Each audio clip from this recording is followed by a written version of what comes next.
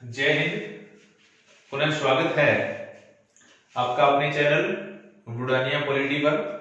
Dear friends, बहुत ही एक नया टॉपिक है जो पढ़ने जा रहे हैं। संसद यानी पार्लियामेंट, उसके बारे में पढ़ने जा रहे हैं। जब तक संसद पढ़े उससे पहले अगर आपने सही वक्त पर सही निर्णय ले लिया तो कामयाबी के शिखर तक जा सकते हैं। कामयाबी पर पहुंचने के लिए सही वक्त पर लिया गया सही निर्णय ही एक सफलता का रास्ता दिखलाता है। अगर आपने टाइम को ध्यान में न रखा तो टाइम आपको बर्बाद कर देगा। पॉपुलर मेरिटी जो जाना माना एक हिंदी और उर्दू का शायर है, उर्दू के जाने माने शायर पॉपुलर मेरिटी ने क्या कहा कि मैं कपड़ों की आबोताब दिखाने में रह गया, कपड़ों की आबोताब दिखाने में रह गया, कुछ खूबसूरतों को लुभाने में रह गया, मुर्गे की टांग खा गए शादी में सारे लोग, मैं दोस्तों से हाथ मिलाने में रह गया, दोस्तों से हाथ मिलाने में रह गया। इसलिए वक्त का यूज कीजिए और सफलता के शिखर पर जाइए। आज का नया टॉपिक है संसद।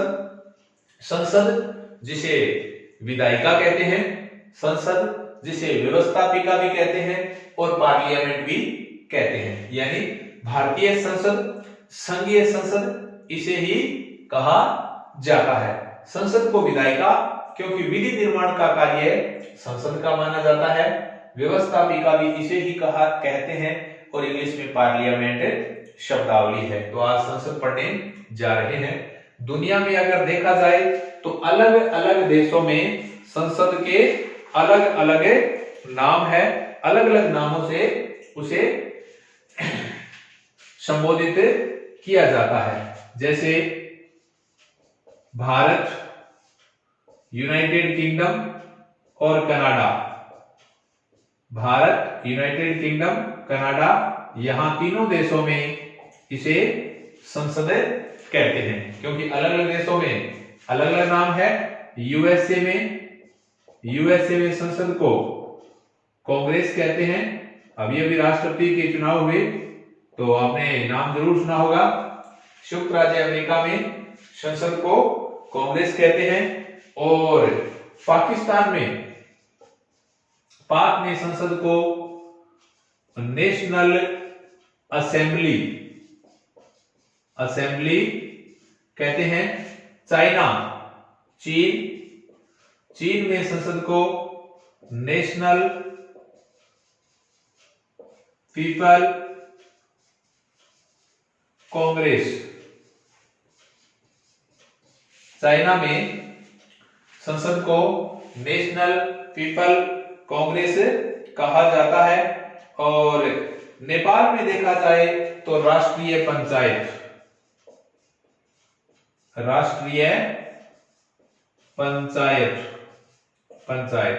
नेपाल में ये नाम है। लेकिन आज का अपना जो टॉपिक है वो संसद है। अलग अलग देशों में अलग अलग नाम उसके पुकारे जाते हैं, लेकिन भारत में संसद को केंद्रीय विधायिका कहते हैं, व्यवस्थापिका कहते हैं और पार्लियामेंट कहा जाता है। इन नामों से सुशोभित किया जाता है।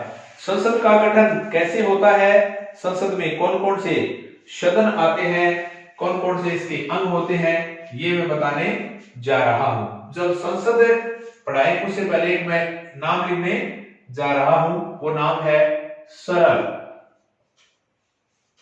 एक नाम है सरल। 3 अनुच्छेद लिख रहा हूं, 79, 80 और 81। 79 यानी अनुच्छेद 79 में संसद का वर्णन है। अनुच्छेद 79 संसद का वर्णन है। 80 में राज्यसभा का वर्णन है। 81 में लोकसभा का वर्णन है। ये थोड़ा सा ये सरल हो गया। अगर संसद के अंग देखा जाए, संसद के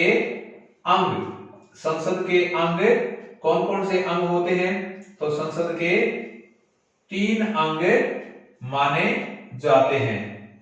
राज्यसभा, लोकसभा और तीसरा है राष्ट्रपति। संसद के 3 अंग होते हैं, राज्यसभा, लोकसभा और राष्ट्रपति। ये जरूर ध्यान दें, राष्ट्रपति संसद का अंग है लेकिन सदस्य नहीं होता है। राष्ट्रपति संसद का अंग है, सदस्य नहीं होता। राज्यसभा का वर्णन 80 में है, लोकसभा का 81 में है और संसद का 79 में है। राज्यसभा अंग इसलिए है, देश का कोई राष्ट्रपति अंग इसलिए है, देश का कोई भी कानून राष्ट्रपति के साइन से ही बनता है, इसलिए अंग। ये जरूर ध्यान दें, राष्ट्रपति संसद का अंग है लेकिन सदस्य नहीं है। अगर ये पूछा जाए संसद के सदन,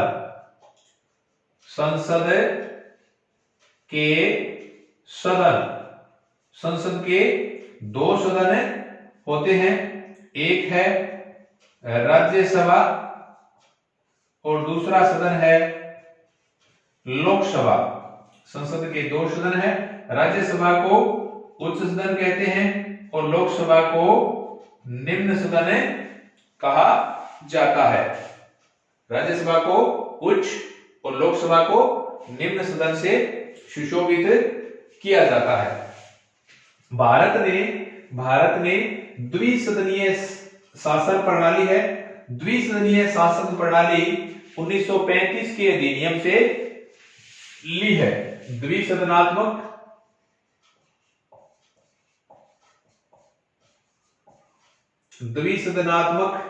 प्रणाली है।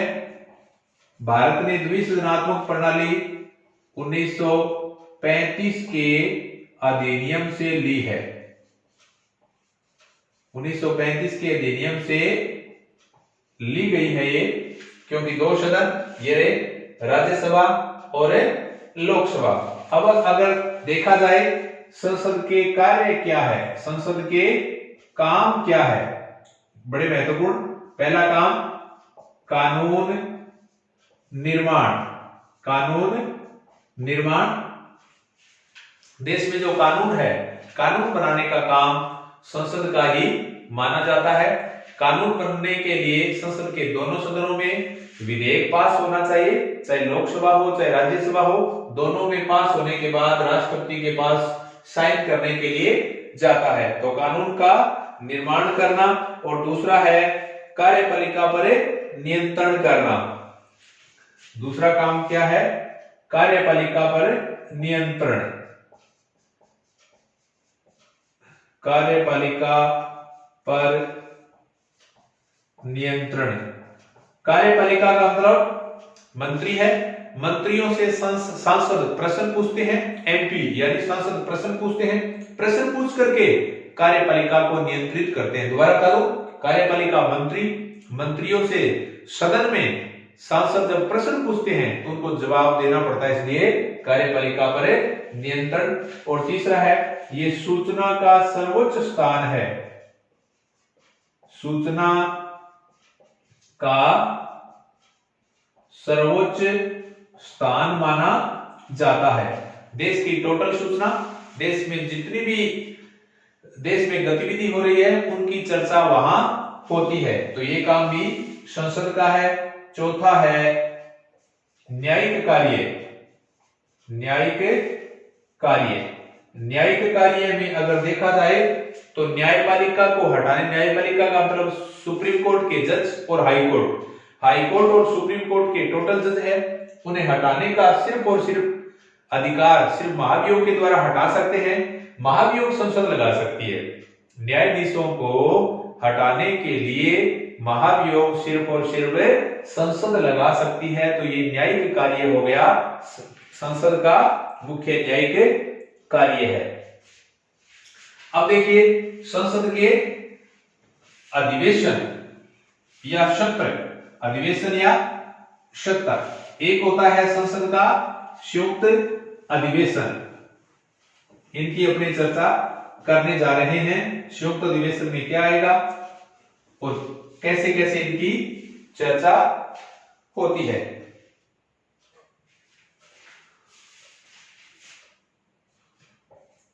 संसद के अधिवेशन, संसद के अधिवेशन 2 का प्रावधान है। 2 अधिवेशन होते हैं और 6 माह से ज्यादा अंतराल नहीं होना चाहिए। संसद के 2 अधिवेशन, कम से कम 2 का प्रावधान है, लेकिन भारत में अधिवेशन ये 3 अधिवेशन होते हैं। पहला आता है बजट सत्र, अधिवेशन को सत्र कहते हैं। उसके बाद मानसून सत्र, मानसून सत्र, और तीसरा है शीतकालीन सत्र। संसद के भारत में 3 सत्र होते हैं, लेकिन प्रावधान 2 का है। 2 सत्र होने जरूरी है। 2 सत्र या अधिवेशन में 6 माह से ज्यादा गैप या अंतराल नहीं होना चाहिए। एक आता है संसद का संयुक्त अधिवेशन, संसद का संयुक्त अधिवेशन,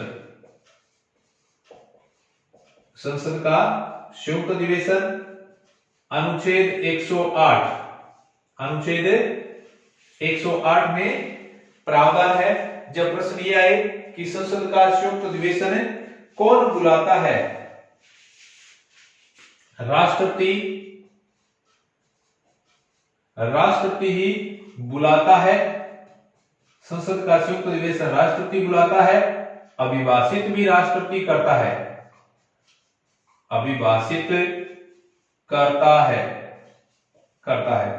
संसद का जब संयुक्त अधिवेशन होगा उसे राष्ट्रपति ही बुलाएगा और राष्ट्रपति अभिभाषित करेगा। लेकिन ध्यान दीजिए, इसकी अध्यक्षता लोकसभा अध्यक्ष करेगा। लोकसभा अध्यक्ष इसकी अध्यक्षता करेगा। ये बात अनुच्छेद 118 में दी गई है। अनुच्छेद 118 ये कहता है कि लोकसभा का अध्यक्ष इसकी अध्यक्षता करेगा। संयुक्त अधिवेशन की अध्यक्षता अगर लोकसभा का अध्यक्ष है तो वो करेगा, अध्यक्ष नहीं है तो लोकसभा का उपाध्यक्ष करेगा, अगर वो भी नहीं है तो राज्यसभा का उपसभापति उसकी अध्यक्षता करेगा। संयुक्त अधिवेशन कब बुलाया जाता है, बुलाने का कारण क्या है, क्यों बुलाया जाता है? दोनों सदनों में गतिरोध, दोनों सदनों में गतिरोध हो जाए, दोनों सदनों में गतिरोध हो जाए तो संयुक्त अधिवेशन बुलाया जाता है। अगर एक सदन कोई विधेयक लेके आए, दूसरा सदन अगर 6 माह का टाइम निकाल दे तो वो अपने आप ही गतिरोध माना जाता है। एक सदन के विधेयक को 6 माह तक दूसरा सदन रोके रखे तो अपने आप ही वो गतिरोध माना जाता है। भारतीय इतिहास में आज तक 3 बार इसके संयुक्त अधिवेशन हुए हैं।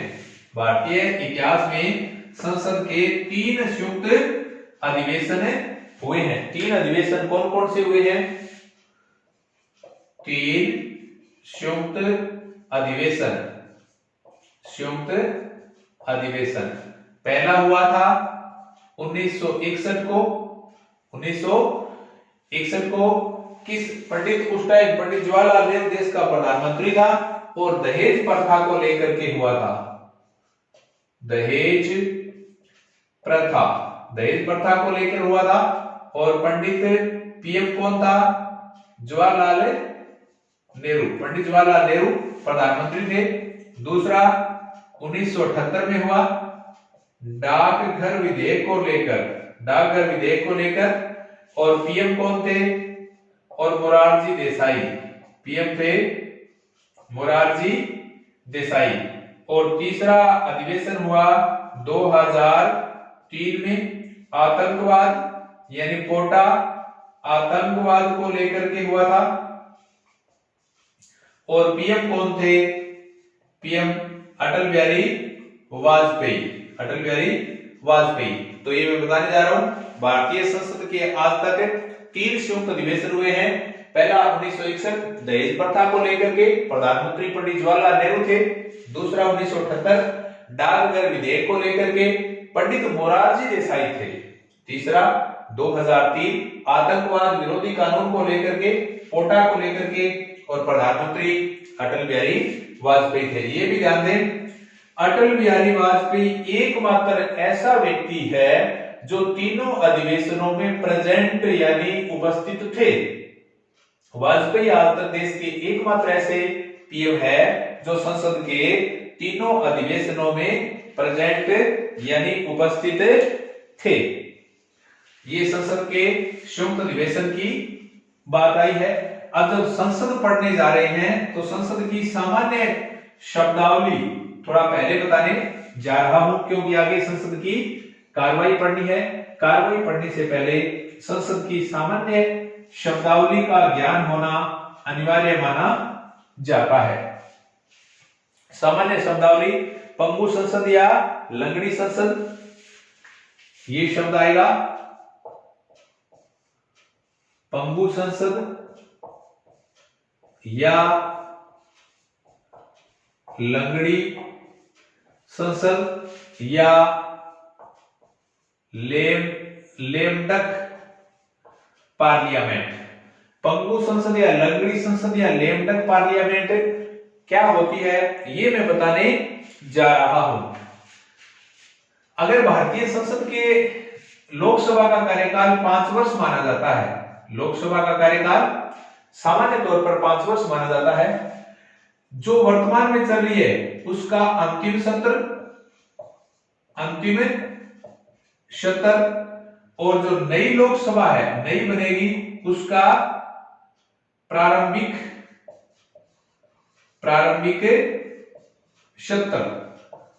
सत्र। इनके जो दोनों के जो बीच का टाइम है, बीच के टाइम को लेमडक पार्लियामेंट कहते हैं। देखिए, वर्तमान लोकसभा चल रही है, उनके लास्ट सत्र, और नई लोकसभा बनेगी उसके पहला सत्र, उनके बीच का जो टाइम है, क्योंकि बीच के टाइम में सांसदों के पास अधिकार नहीं होते, इसलिए लंगड़े सांसद या लेम या पंगु का मतलब लंगड़े सांसद तो है लेकिन सांसदों के पास कोई अधिकार नहीं है, इसलिए जो संसद है वो लंगड़ी या लेमडक या पंगु संसद। वर्तमान जो लोकसभा है, जैसे 17वीं चल रही है, वर्तमान में 17वीं आगे आएगी, उनका लास्ट सत्र, और आगे 18वीं लोकसभा आएगी, उनका पहला सत्र। उनके जो बीच का जो टाइम है उन्हें लेमडक पार्लियामेंट कहा जाता है। लटकी या त्रिशंकु संसद दूसरा है, लटकी या त्रिशंकु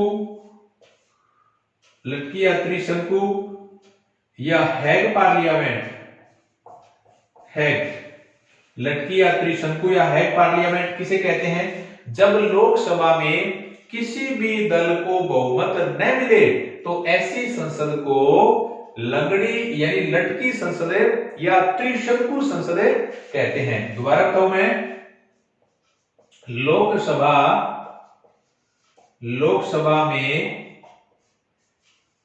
किसी दल को बहुमत न मिलने पर जब लोकसभा में किसी भी दल को बहुमत न मिले, जैसे भारत की लोकसभा में 543 सीटों पर चुनाव होते हैं, 543 के बहुमत का मतलब है आधे से एक ज्यादा, बहुमत का मतलब है 273। अगर लोकसभा के चुनाव में किसी पार्टी को या पार्टी का गठबंधन, चाहे गठबंधन हो, उनको 273 सीटें नहीं मिले तो जो नई सरकार बनेगी वो त्रिशंकु संसद बनेगी। जो नया संसद का रूप है वो हैंग, लटकी या त्रिशंकु संसद है। क्योंकि लोकसभा में किसी भी सदन को, किसी भी दल को बहुमत नहीं मिला है, इसे कहते हैं लटकी या त्रिशंकु, या आगे मिली जुली सरकार बनती है। उसके बाद छोटी छोटी शब्दावली और है जो मैं पहले ही बताने जा रहा हूं ताकि आपके ये क्लियर हो जाए। उसके बाद है संसद के नेता। संसद के नेता दोनों सदनों में होंगे, क्योंकि दोनों सदन एक है लोकसभा और दूसरा है राज्यसभा। लोकसभा और राज्यसभा। पहले तो ये देखिए, संसद के नेता का संविधान में कोई वर्णन नहीं है। संविधान में वर्णन नहीं। लोकसभा या राज्यसभा का जो नेता जो भी है उसका संविधान में वर्णन नहीं। लोकसभा का नेता कौन होगा? अगर पीएम खुद अगर लोकसभा का सदस्य है तो पीएम बनेगा। जैसे प्रधानमंत्री मोदी वाराणसी से लोकसभा मेंबर है तो पीएम अपने आप ही लोकसभा का नेता हो गया। सपोज कीजिए, जब पीएम लोकसभा का नेता नहीं है तो किसी अन्य को लोकसभा सदस्य को चुना जाता है। वर्तमान में आदरणीय मोदी जी लोकसभा के नेता है। दोबारा बता दूं, जब प्रधानमंत्री लोकसभा के मेंबर होते हैं तो अपने आप ही लोकसभा के नेता माने जाते हैं। जब प्रधानमंत्री लोकसभा से नहीं है, मान लो राज्यसभा से है, तो लोकसभा का नेता चुना जाता है। जैसे उदाहरण के लिए पीछे कांग्रेस सरकार में आदरणीय मनमोहन सिंह जी प्रधानमंत्री थे तो लोकसभा का नेता सुशील कुमार जी शिंदे को रखा गया था। अब देखिए राज्यसभा का नेता सरकार जो है उसका बनाते हैं और दूसरे सदन का भी बनाया जाता है। अब देखिए राज्यसभा में एक होगा पक्ष का, एक होगा विपक्ष का। एक पक्ष और एक विपक्ष का नेता। राज्यसभा में पक्ष का नेता थावरचंद गहलोत है और राज्यसभा में विपक्ष का नेता मल्लिकार्जुन खड़गे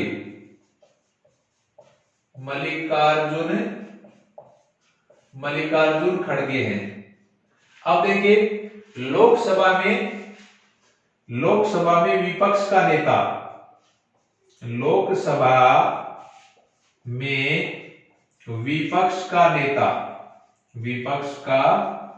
नेता, ये ध्यान दें, लोकसभा में विपक्ष का नेता बनने के लिए लोकसभा की 10% सीटें होनी चाहिए। लोकसभा में विपक्ष का नेता बनने के लिए लोकसभा में 10% सीटें होनी चाहिए। जैसे वर्तमान में 543 है तो 543 का 10% 55 सीट किसी पार्टी को होनी चाहिए। जैसे वर्तमान में 17वीं लोकसभा चल रही है, 17वीं लोकसभा में कांग्रेस को 52 सीट आई थी, इसलिए वर्तमान में लोकसभा में विपक्ष का नेता कोई नहीं है। विपक्ष का नेता ये सीट खाली है। अब जरूर बता दूं, कांग्रेस के नेता अधीर रंजन चौधरी है। लोकसभा में कांग्रेस के नेता अधीर रंजन चौधरी है, लेकिन विपक्ष का नेता नहीं है। विपक्ष के नेता की सीट खाली है। खाली रहने का कारण लोकसभा में 10% सीटें आनी चाहिए, जैसे 55 सीटें आनी चाहिए। वर्तमान में 17वीं लोकसभा चल रही है, 17वीं लोकसभा में कांग्रेस को 52 सीटें आई, इसलिए वो सीटें खाली है। तो लोकसभा में पक्ष का नेता मोदी जी खुद है, विपक्ष का नेता खाली है। लोकसभा में कांग्रेस का नेता अधीर रंजन चौधरी है, राज्यसभा में पक्ष का नेता थावरचंद गहलोत है, विपक्ष का नेता मल्लिकार्जुन खड़गे हैं। अब ये ध्यान दीजिए, लोकसभा में विपक्ष का नेता है, उन्हें कैबिनेट का दर्जा दिया जाता है। जो सुविधा कैबिनेट मंत्री को दी जाती है वो सुविधा लोकसभा में विपक्ष के नेता को दी जाती है। तो वर्तमान में विपक्ष के नेता यहां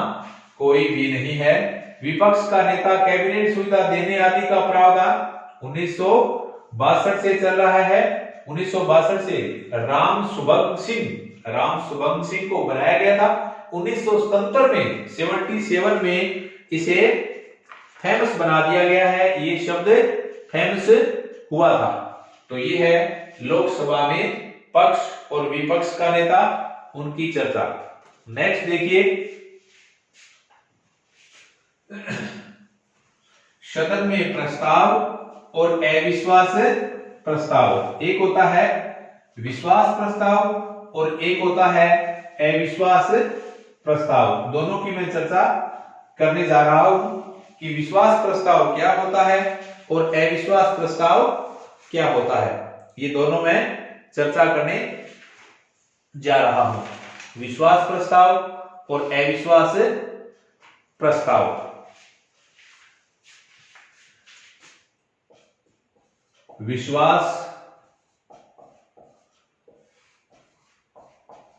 विश्वास प्रस्ताव और दूसरा है अविश्वास प्रस्ताव। एक होता है विश्वास प्रस्ताव और एक होता है अविश्वास प्रस्ताव। इनका संविधान में कोई वर्णन वैसे नहीं है, लेकिन अनुच्छेद 75 में इसकी चर्चा है। 75 में इसकी चर्चा है। लोकसभा में जो लोकसभा की प्रक्रिया में उसकी चर्चा नहीं है। अब ध्यान दें, विश्वास प्रस्ताव सरकार खुद लेकर के आती है, जिसकी सरकार है वो विश्वास प्रस्ताव लेकर के आती है। अविश्वास प्रस्ताव विपक्ष के द्वारा लाया जाता है। विश्वास प्रस्ताव पीएम बनने के बाद 1 माह के अंदर 1 माह का टाइम दिया जाता है। 1 माह के अंदर सरकार को विश्वास हासिल करना होता है। विश्वास का मतलब यहां बहुमत होता है। जैसे लोकसभा में किसी दल को 273 सीट मिले तो ये विश्वास प्रस्ताव है। अगर विश्वास प्रस्ताव नहीं मिले तो प्रधानमंत्री को त्याग पत्र देना पड़ता है। विश्वास प्रस्ताव नहीं मिले तो विश्वास प्रस्ताव सरकार के द्वारा लाया जाता है। पीएम बनने के बाद 1 माह के अंदर विश्वास प्रस्ताव साबित करना होता है। विश्वास प्रस्ताव का मतलब बहुमत सरकार के पास है। अगर विश्वास नहीं है या बहुमत नहीं है तो पीएम को त्याग पत्र देना पड़ता है। अविश्वास प्रस्ताव विपक्ष के द्वारा लाया जाता है। अविश्वास प्रस्ताव लाने के लिए विपक्ष के द्वारा लोकसभा में पहले 50 सदस्यों के साइन होने चाहिए। अविश्वास प्रस्ताव लाने के लिए लोकसभा में स्टार्टिंग में 50 सदस्यों के हस्ताक्षर होने चाहिए। अगर 50 सदस्यों के हस्ताक्षर नहीं है तो मान्य नहीं होगा। अविश्वास प्रस्ताव नियम 198 के तहत ये चर्चा है। नियम 198 में अविश्वास प्रस्ताव की चर्चा है। अविश्वास प्रस्ताव विपक्ष के द्वारा लाया जाता है। पहले लोकसभा में 50 सदस्यों की सूची चाहिए, साइन चाहिए। उसके बाद अगर विपक्ष को बहुमत मिल गया तो पीएम को त्याग पत्र देना पड़ेगा। लेकिन अविश्वास प्रस्ताव अगर विपक्ष हार गया तो त्याग पत्र नहीं देना पड़ेगा। 1963 में भारत में सबसे पहली बार अविश्वास प्रस्ताव 1963 में लाया गया। पंडित नेहरू के विरुद्ध लाया गया। पंडित नेहरू के विरुद्ध अविश्वास प्रस्ताव कृपलानी के द्वारा लाया गया। अविश्वास प्रस्ताव 1963 में पंडित नेहरू के विरुद्ध कृपलानी जी के द्वारा लाया गया था। और वीपी सिंह और अटल बिहारी वाजपेयी 2 पीएम ऐसे हैं, एक तो है वीपी सिंह और एक है अटल बिहारी वाजपेयी। ये अविश्वास प्रस्ताव हारने वाले प्रधानमंत्री है। अविश्वास प्रस्ताव हार गए थे, एक वीपी सिंह और एक अटल बिहारी वाजपेयी। 2 ऐसे हैं जिन्हें अविश्वास प्रस्ताव उनके विरुद्ध पारित हो गया था। अविश्वास प्रस्ताव पारित होने का मतलब प्रधानमंत्री को त्याग पत्र देना पड़ता है। सबसे पहले अविश्वास प्रस्ताव मोरारजी देसाई के विरुद्ध लाने की बात हुई थी जब विश्वास प्रस्ताव मोरारजी देसाई के विरुद्ध लाने को कहा गया तो उन्होंने पहले त्याग पत्र दे दिया। और अविश्वास प्रस्ताव हारने वाले वीपी सिंह और अटल बिहारी वाजपेयी है। अविश्वास प्रस्ताव विपक्ष के द्वारा लाया जाता है, इसे नियम 198 भी कहते हैं। लोकसभा में स्टार्टिंग में 50 सदस्य होने चाहिए, बाद में बहुमत होना चाहिए। भारत में पहली बार अविश्वास प्रस्ताव 1963 में पंडित जवाहरलाल नेहरू के विरुद्ध लाया गया था। स्टार्टिंग में पीएम नेहरू के विरुद्ध अविश्वास प्रस्ताव लाया गया था। एक जो संसद के जो मेंबर है उन्हें सांसद कहते हैं। सांसदों की अयोग्यता क्या होती है? किस सांसद को अयोग्य घोषित किया जाता है? सांसदों की अयोग्यता से संबंधित मैं यहां पर 2 लाइनें बताने जा रहा हूं।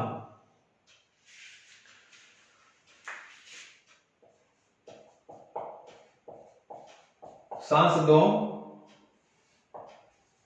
की निर्योग्यता का मतलब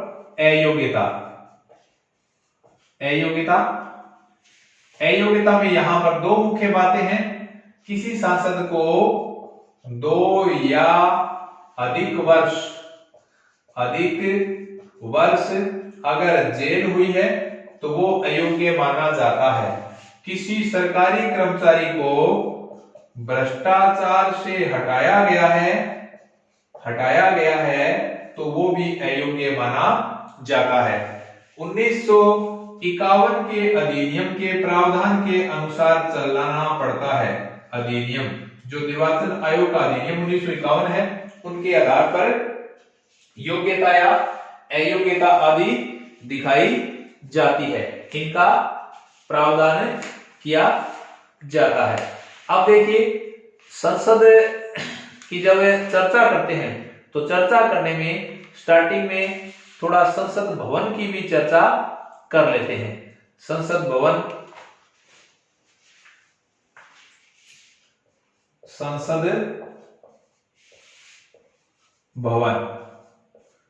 भवन है 1921 से लेकर 1927 तक बनाया गया था और इसका डिजाइनर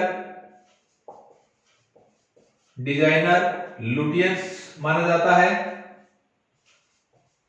जो राष्ट्रपति भवन का डिजाइनर था वही लुटियन इसका डिजाइनर है और इसमें लॉर्ड इरविन ने संसद भवन का उद्घाटन किया था।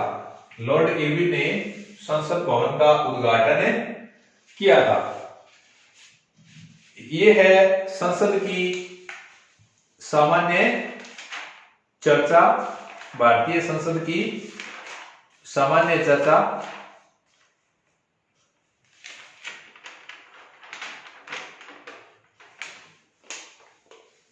एक होता है संसद का स्त्रावसान और एक होता है स्थगन।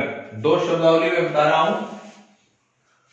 एक होता है संसद का स्त्रावसान, एक होता है स्थगन।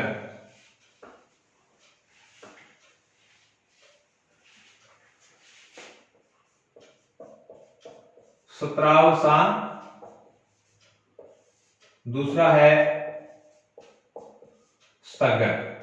स्त्रावसान 2 सत्र, जो 2 सत्र होते हैं के बीच का अंतराल माना जाता है। 2 सत्र है, उनके बीच के अंतराल को सत्रावसान कहते हैं। सत्रावसान राष्ट्रपति करता है। बहुत बार प्रश्न आ जाता है, संसद के 2 अधिवेशनों के बीच का अंतराल स्थगन अंतराल कौन करेगा? राष्ट्रपति। स्थगन संसद के वर्तमान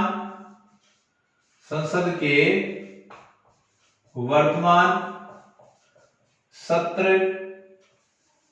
के बीच बीच में छुट्टी, बीच में छुट्टी या गैप, ये कौन करेगा? अध्यक्ष करेगा, अध्यक्ष करेगा।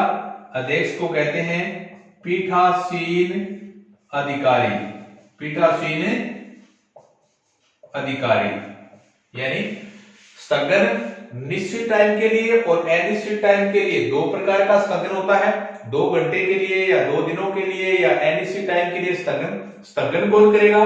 लोकसभा का लोकसभा अध्यक्ष और राज्यसभा का राज्यसभा अध्यक्ष। अध्यक्षों को पीठासीन अधिकारी कहते हैं। स्त्रावसान कौन करेगा? स्त्रावसान करने का काम राष्ट्रपति का माना जाता है। यानी दो सत्र के बीच में अवसान यानी गैप माना जाता है। तो ये संसद की सामान्य प्रणाली बताई है।